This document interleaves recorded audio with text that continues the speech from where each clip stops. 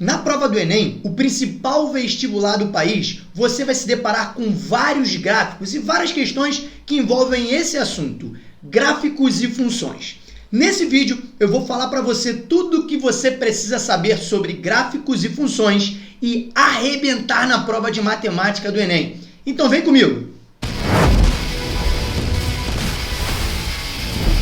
Fala vestibulando! Eu sou o professor Robson Rosa, o seu professor de matemática aqui do curso Prep Vestibulares, o curso que vai levar você a gabaritar a prova de matemática no Enem. Então, tá esperando o quê? Vem comigo, aperta esses botões aqui, ó. Se inscreva no nosso canal, ative as notificações para você não perder nenhuma dica sobre esse principal vestibular do país e, é claro, sobre o vestibular que você vai prestar na sua cidade. Jovens, vamos então para essa aula de hoje, curta, rápida e objetiva sobre funções e gráficos. Nessa aula, eu vou falar tudo para você que você precisa saber para arrebentar nesse conceito. Conceitos iniciais, se você tem dificuldade de interpretar gráficos, interpretar funções, você precisa assistir essa aula. E eu vou falar tudo que você precisa saber agora. Então vamos lá, meus jovens. Ó, a gente começa a aula já mostrando uma questão,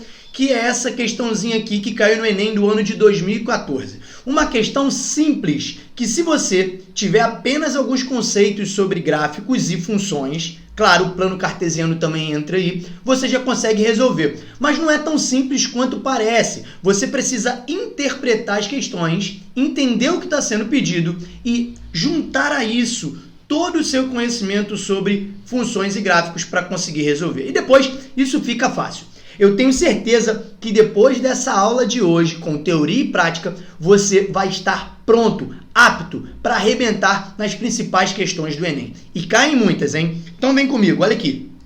Acompanha comigo a leitura aí, ó. No Brasil, há várias operadoras e planos de telefonia celular.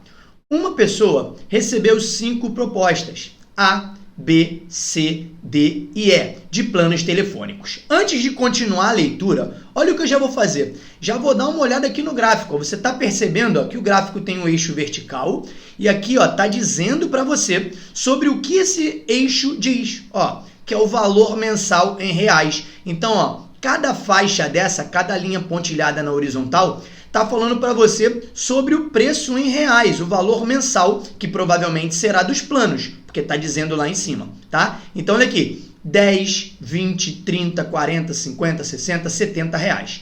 Já na linha horizontal, no eixo horizontal, está contando para mim o tempo mensal em minutos. Ó, então, cada tracejado desse vertical vai indicar um tempo em minutos. Ó, nessa primeira tracejada aqui, indica 10 minutos. Na segunda, 20 minutos. Então, jovem, já olha para mim aqui. Antes de continuar lendo, eu já tenho que entender o que o problema vai falar. Ele está dizendo para mim que nessas linhas tem vários planos, ó, as linhas pretas. Ó, plano E, plano D, plano B, plano C e plano A.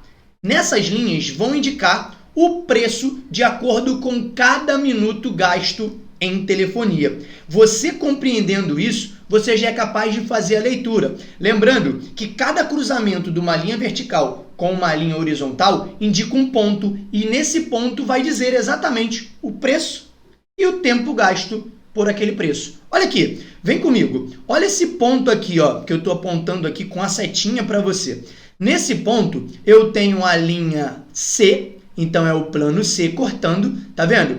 Indica para mim que eu gastei 30 minutos e paguei 30 reais, viu? É só apontar o seu lápis ali e fazer as projeções ao eixo horizontal e ao eixo vertical para saber o tempo e o valor gasto. Compreendeu esse gráfico? Então vamos terminar a leitura para você ver o que eu estou falando. Ó, o valor mensal de cada plano está em função do tempo mensal das chamadas, o que eu acabei de explicar a vocês, conforme o gráfico. Essa pessoa pretende gastar exatamente 30 reais por mês com o telefone. Então, olha só, se ela pretende gastar exatamente 30 reais, ó, tem que estar aqui, ó, nessa linha, porque tudo que está acima dessa linha, eu gasto mais de 30 reais, tá? Já ficou a visão. Olha a pergunta. Dos planos telefônicos apresentados, qual é o mais vantajoso em tempo de chamada para o gasto previsto para essa pessoa. Então presta atenção, se insere no teu mundo novamente. Se você quer o mais vantajoso e já estabeleceu que só vai pagar R$30, o que você pensa na hora? Quanto mais minutos eu tiver disponível por R$30, mais vantajoso é o plano para mim, não é isso? Então é assim que você vai interpretar esse gráfico e escolher a operadora necessária. Olha só como é bem simples antes da gente ir para os conceitos matemáticos. Olha aqui, eu já sei que tem que estar aqui, ó, nesse eixo aqui, ó, nessa linha tracejada de R$30. Então o plano que cortar essa linha tracejada mais à direita obrigatoriamente vai me fornecer mais minutos para eu utilizar. E ó, 30. O primeiro que cortou foi o plano A. Ó, ele só me disponibiliza... Opa, defeitos especiais. Ele só me disponibiliza 20 minutos. Já o outro plano que cortou, ó, é o plano E. O plano E vai me disponibilizar aqui um pouquinho mais de 20 minutos. O próximo plano é o plano C. O plano C me disponibiliza 30 minutos. Repara que o plano D não e nem o plano B me disponibilizaram coisas com R$30, porque o plano D me disponibilizou 0 minutos com R$30 e o plano B sempre a R$50 ele vai me disponibilizar um uso ilimitado do telefone. Isso tudo que eu estou falando para você, eu percebi apenas interpretando o gráfico. Pegou a visão? E aí a gente é capaz de responder essa questão que você já sabe a resposta. Mas, antes de você me dizer a resposta dessa questão, eu passo para o que a gente precisa saber de matemática para interpretar esses gráficos. E eu começo falando para você sobre o plano cartesiano, que você precisa compreender. Nos gráficos do Enem, você vai ter que ter um bom conhecimento sobre a localização dos pontos no plano cartesiano. E aí eu começo com esses conceitos, ó. O eixo X, o meu eixo horizontal, ou eixo das abscissas, vai sempre indicar, ó, à direita da origem, pontos positivos, valores positivos, e à esquerda da origem, valores negativos. Já o eixo Y vai indicar acima da origem os pontos positivos e abaixo os pontos negativos. Mas para determinar as coordenadas dos pontos, eu preciso sempre começar pela abscissa, que é o eixo X, e só depois para as ordenadas. Olha só, o ponto A, ó, projetando o ponto A no eixo horizontal, eu tenho o -6. Então eu digo que a abscissa do ponto A é o -6. Já a ordenada, eu tenho que projetar no eixo vertical, que é o Y lá. Então é -5. Portanto, olha para lá, o ponto A tem coordenadas -6 e -5. Você seria capaz de me dizer quais são as coordenadas do ponto B? Vai, diz para mim aí. Muito bem, foi até bem rápido. Olha lá, o ponto B, ó, primeiro eu projeto na horizontal, que é o 6, depois eu projeto na vertical, que é o 5. Tudo bem? Eu sei, meu jovem e minha jovem, que nesse momento você deve estar pensando, pô, Robson, isso é tão ridículo, não tem para que a gente perder tempo com isso. Não, não, você se engana. É preciso sim, porque te dá um senso de localização, te permite determinar não só a interpretação de gráficos como esse que a gente viu nas questões, mas também a compreender os conceitos de funções do primeiro grau, do segundo grau, de exponencial, logaritmo, modular. Tudo isso você vai precisar desse senso de localização, mas eu estou aqui para te ajudar. Então vamos que vamos. Agora voltando no nosso problema, você já é capaz de me dizer, responder a pergunta. Dos planos telefônicos apresentados, qual é o mais vantajoso em tempo de chamada? Então eu preciso, ó, determinar os R$30, verificar qual das linhas retas corta ele mais à direita. E aí nós já definimos que é esse ponto aqui, que eu vou até usar a caneta, ó, para marcar para você. Nesse ponto é o que eu vou ter mais minutos disponíveis por R$30. E aí ele está marcado em cima da reta C. Nossa alternativa correta, então, tá lá, letra C. Tranquilo? Essa foi fácil, não foi? Então vamos agora para os nossos conceitos de relação e função. A gente começa a introduzir esses conceitos para conseguir resolver não só questões de interpretações simples como essa, mas também questões sobre funções. Ó, mas eu preciso dizer a você o seguinte, nessa aula eu vou dizer o que você precisa para o Enem e para o vestibular. Mas eu não vou falar tudo, é claro, vou falar só o que você precisa. E ó, se você quiser saber tudo sobre função, vai fazer uma prova específica, vai fazer o Enem, quer se preparar melhor, não esquece, vem fazer parte da nossa equipe, vem estudar no Prep Vestibulares. Tá bom? Aqui embaixo na descrição desse vídeo eu deixei para você o link do nosso grupo de estudo, do nosso WhatsApp, onde eu troco ideias, informações, dou dicas, dou sugestões de estudos para os nossos alunos. É só clicar nesse link que está aqui embaixo que você vai entrar no nosso grupo de estudo. Agora, se você já gosta da gente, já segue a gente nas redes ou gostou da minha aula, quer estudar comigo, eu sei, você gostou de mim. Então, se você quer estudar comigo, aqui embaixo também tem o link do nosso curso intensivo, que eu te dou tudo o que você precisa, e tudo mesmo que você precisa para passar no Enem em qualquer vestibular, bem enxuto, com um material exclusivo, que com ele e com as aulas você vai conseguir passar no vestibular, sem precisar adquirir mais nada. E é por um preço bem baratinho, é só clicar aqui e vir fazer parte da nossa equipe. Tá bom? Agora que eu já fiz o jabá, eu começo com a parte de relação. Muita gente, quando vai aprender sobre funções, não aprende o que é uma relação. Função é um caso especial de relação. Mas antes de entender função, você tem que saber o que é uma relação. E eu trouxe esse exemplo aqui para a gente contextualizar o que é uma relação. Relação é uma conexão entre duas coisas. Relação entre duas pessoas, relação de amor, relação de ódio, relação de amizade. Não é uma conexão entre duas pessoas? Em matemática, isso também funciona assim. Relação é uma conexão entre dois conjuntos. Então, ó, eu trouxe esse exemplo, que é uma relação entre preços em milhares e a área de um apartamento. Repara, eu só de observar os dois conjuntos e as setinhas, eu já consigo correlacionar. Ó, 100 mil reais eu vou ter apartamentos de 40 metros quadrados e também vou ter apartamentos de 60 metros quadrados. Só olhando. Ó, 200 mil eu também tenho apartamentos de 60 metros quadrados. Agora, 500 mil eu só tenho relacionados apartamentos de 120 metros quadrados. Repara que na relação eu possuo um preço relacionado com duas metragens e também possuo, ó, metragens que não estão relacionadas com nenhum preço. Na relação, isso é permitido. Você pode ter uma relacionada com duas, você pode ter alguém não relacionado com ninguém.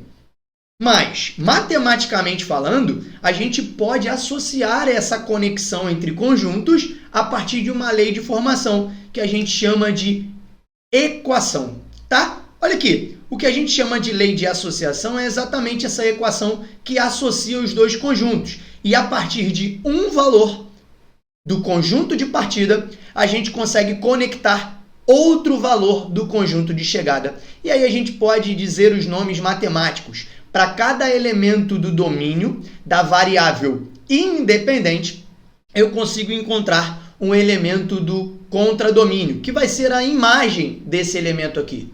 Tudo bem? Que é o conjunto de chegada. Esses conceitos sobre funções, eu vou falar para você num outro vídeo que eu vou deixar no card no final desse aqui. Eu falo tudo sobre função do primeiro grau para te ajudar para a prova também, tá? Então, olha aqui, como é que eu conseguiria escrever uma lei de formação para associar os elementos desse conjunto aos elementos desse? Vem comigo nas setinhas, olha aqui. Ó, se eu fizer assim, ó, essa conexão, você é capaz de, a partir de um elemento desse conjunto de partida, fazer uma conta simples e sempre a mesma, encontrar o elemento do conjunto de chegada? Olha lá, 60. O que eu fiz com 60 para ele virar 120? 80. O que eu fiz com 80 para ele virar 160? 100. O que eu fiz com 100 para ele virar 200? Tu já percebeu que é sempre a mesma conta que eu estou fazendo? Que conta é essa? Se você respondeu multiplica por 2, você já acertou. Por quê? A cada elemento x do primeiro conjunto, eu multiplico por 2 e encontro um elemento y do segundo conjunto. Olha aí o que eu falei. Escrevendo isso que eu falei, a gente determina a lei de formação, que está aqui embaixo. Olha lá. Y igual a 2x. Por quê? O y, que é o elemento do conjunto de chegada, é determinado a partir da multiplicação do x por 2. E aí, você coloca qualquer valor do primeiro conjunto aqui, ó, no lugar do x, ó, que você vai encontrar um elemento do conjunto de chegada. Olha como é que é simples, vou até escrever aqui para você. Imagina que você tem um apartamento de 70 metros quadrados. A partir dessa lei de formação, ó, você já é capaz de determinar o valor desse apartamento. Ou seja, olha lá, o valor vai ser 2 vezes 70. Então, o valor do apartamento vai ser 140 mil reais. Pegou a visão? Mais conceitos sobre função e lei de formação, eu te explico lá na aula sobre função, tá? Nesse momento, eu só preciso definir isso com você. O que é uma função para a gente conseguir passar para os gráficos, que é o que importa nessa aula de hoje. Função é um caso particular dessa relação. Ela precisa ter algumas características importantes. Ó, e a primeira delas é essa aqui. Ó. Na função, todos os elementos do primeiro conjunto têm que estar associados ao elemento do segundo conjunto.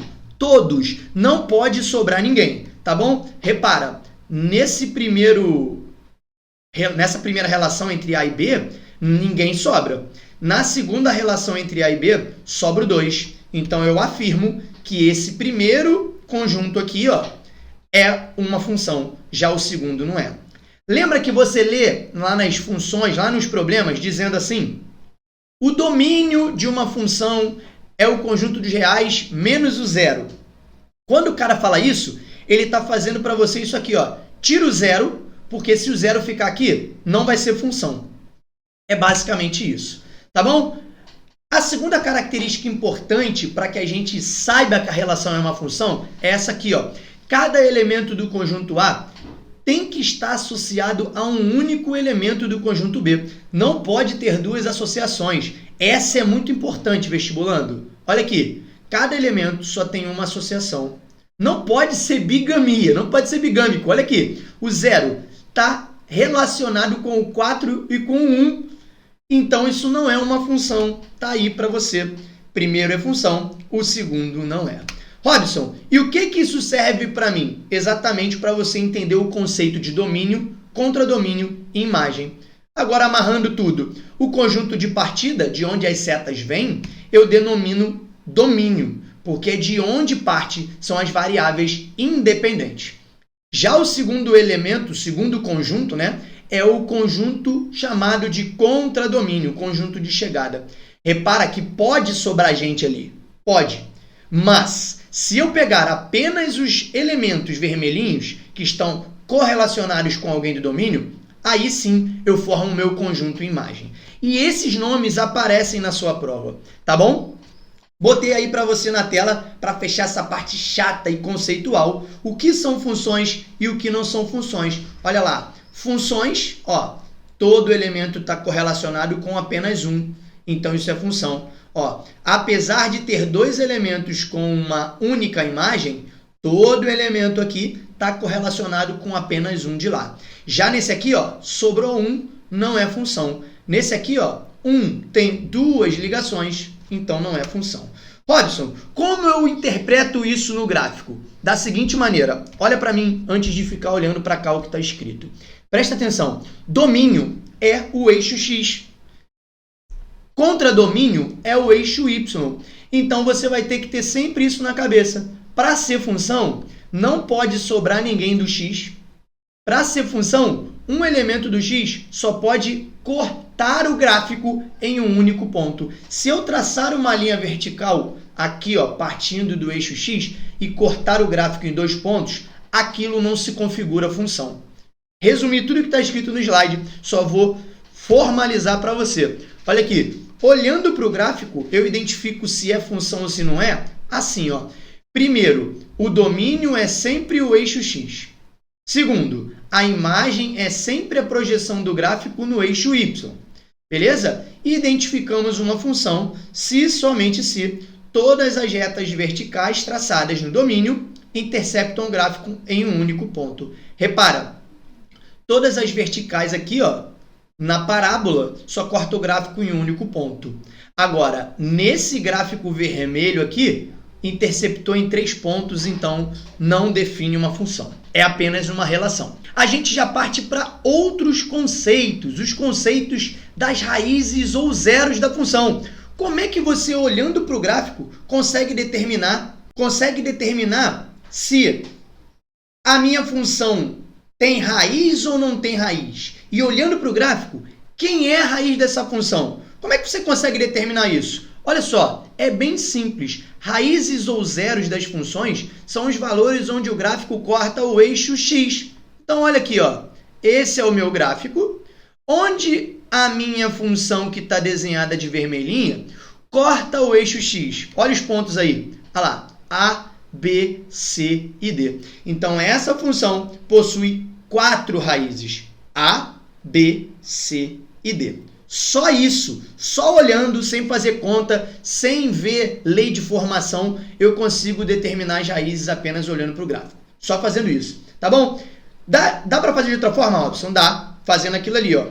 Quando eu tenho a lei de formação e não o gráfico, é só eu trocar a f de x por zero. Então, você coloca no lugar da f de x o zero e resolve a equação. Por exemplo, olha aqui, se você tem essa lei de formação aqui, ó, f de x igual a x mais 5. Determine a raiz dessa função. É só você trocar f de x por zero. Olha lá, fica 0 igual a x mais 5. Resolve essa equação que você determina a raiz.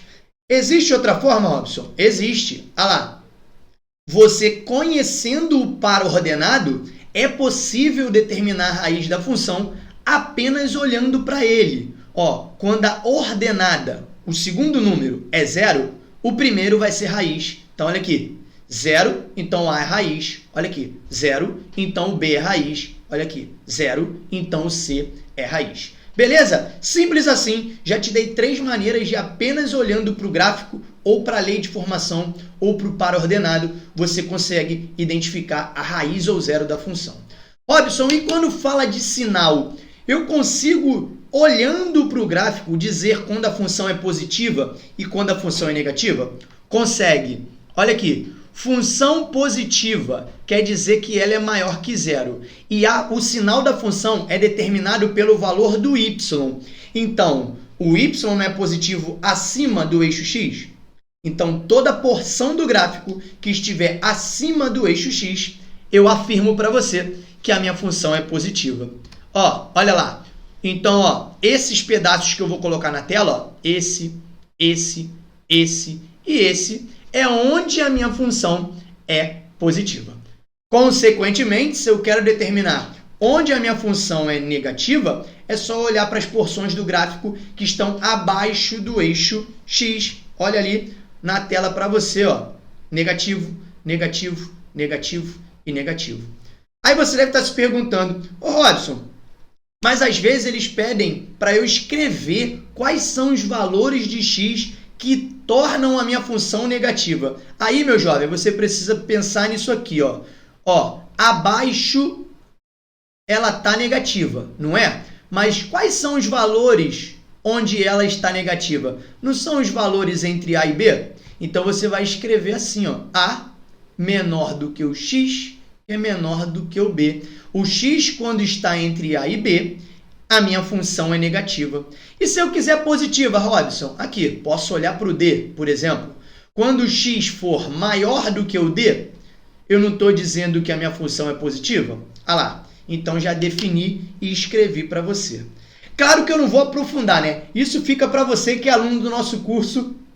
Vem com a gente que você vai saber tudo nos mínimos detalhes. Aqui é só para te dar uma ideia geral, tá? E o crescimento? Robson, como é que eu sei que a minha função é crescente ou ela é decrescente olhando para o gráfico? Ó, é só pensar nisso. O gráfico enquanto uma rua, sempre andando da esquerda para a direita. Se você andar no gráfico, ó, da esquerda para a direita e subir, assim como as minhas setas mostraram para você, então você está dizendo que naquela porção a minha função é crescente. Ó, desse ponto aqui até esse ponto aqui, a minha função cresce. Desse ponto aqui até esse ponto aqui, a minha função também cresce. E aí, é claro, se você quiser determinar os valores de x, onde ela é crescente, tem que projetar lá no eixo X, ó. Nesse X aqui, ó, vamos supor que seja menos 3. Do menos 3 até esse outro X aqui, ó, até esse outro X aqui, ó, que é 0, a minha função é crescente. Aí eu digo para você que quando o X é maior que o menos 3 e quando o X é menor do que o 0, nesse caso posso até botar o igual, nessa função a minha função é crescente. E decrescente, Robson? Mesmo raciocínio, mas agora eu vou descer no gráfico. Olha lá, descendo no gráfico, andando sempre da esquerda para a direita, indica a porção decrescente da minha função. Pegou a visão de crescimento e decrescimento? Então faz esse exemplo comigo aí enquanto eu molho a garganta. Vai lá. Conseguiu? Ó, observe o gráfico e determine as suas raízes. Aprendemos que as raízes é onde o gráfico corta o eixo X. Ah lá, no ponto 2. Então a minha raiz é 2. Eu só tenho uma, porque só cortou em um único ponto. Estude o sinal. Bom, estudar o sinal eu tenho que pegar e dividir a minha função na porção acima e a porção abaixo do eixo X. Então, ó, eu percebo que para todo valor de X que está à esquerda do 2, a minha função é positiva. Olha como eu vou escrever. A minha função é maior que 0 quando o meu X é maior. Maior não, perdão. Quando o meu X é menor do que o 2. Repara, está à esquerda do 2, minha função é positiva. E quando ela é negativa? Ela é negativa quando, quando o meu X estiver à direita do 2. E estar à direita é o X ser maior que 2.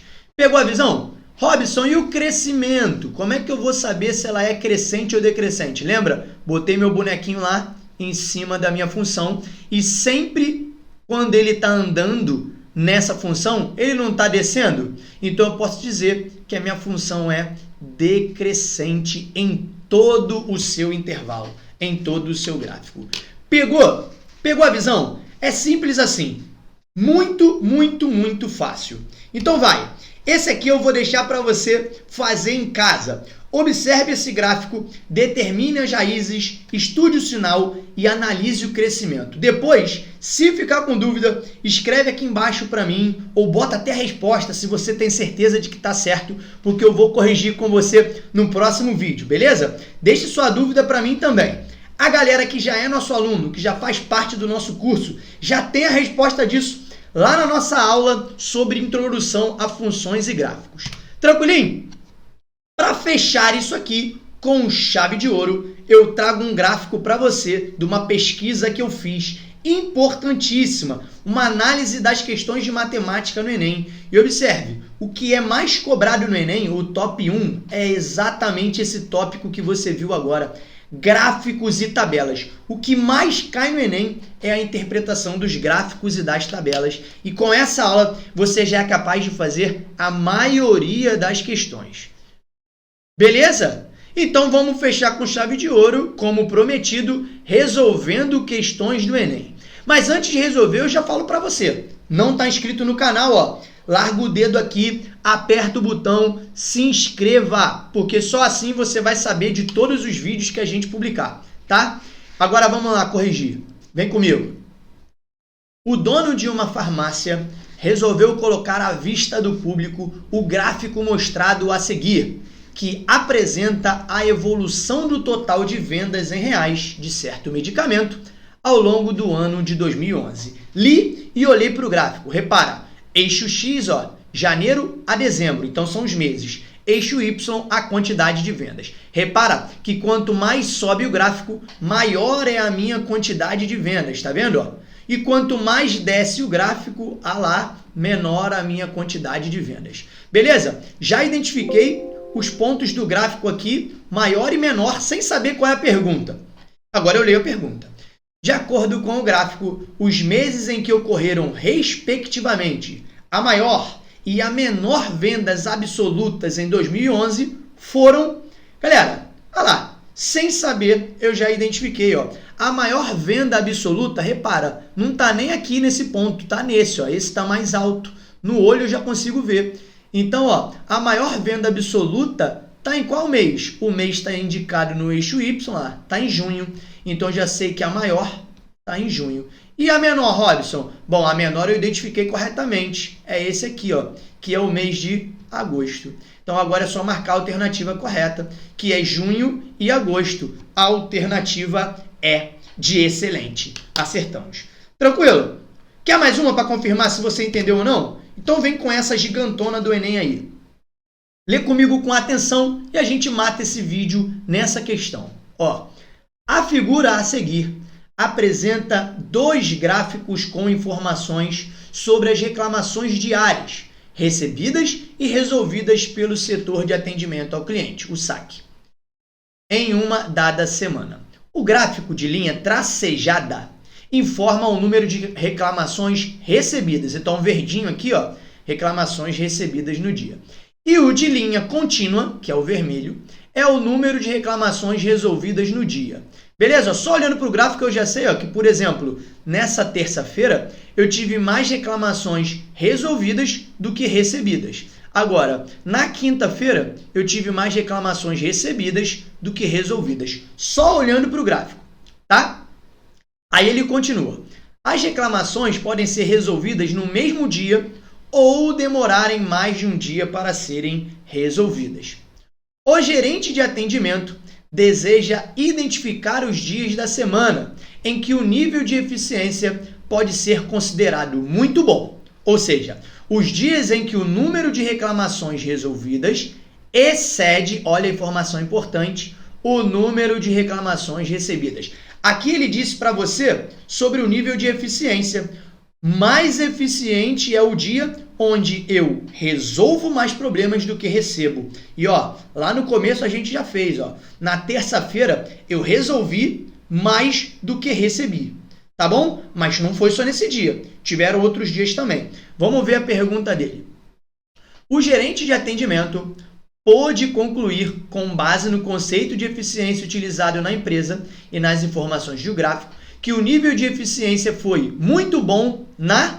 Olha, as alternativas têm mais de uma resposta. Ó. Segunda e terça e quarta, terça e quinta. Então, a gente vai identificar todos os pontos desse gráfico onde a linha vermelha está acima da linha verde. E olha aqui, aqui não está, aqui não está, aqui não está, aqui também não.